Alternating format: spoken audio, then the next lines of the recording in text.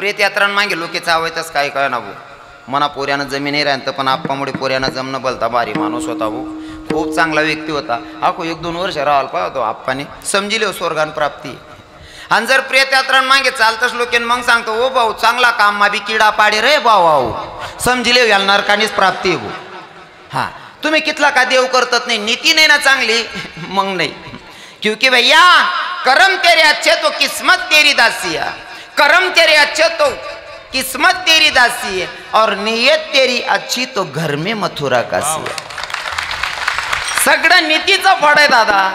नीतिमत्ता चांगली ठेवा हा गरीब ना पोऱ्याना लगीन जमी घे ना आळदना रातले पटाचा नाचिले हो मग देवता किराय ना नाही भाऊ या नीतिमत्ता चांगली रे भाऊ पण काही काही लोक वट्टावर बडी बडी विचार करतो वत्ते नाही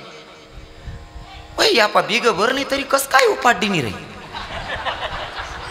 माय ना आपलं बागायते तरी पोऱ्या 37 वरीस ना वय अर पुरा 40 ना वय रे तुनी नीती चांगली नाहीये नालायक नाही हा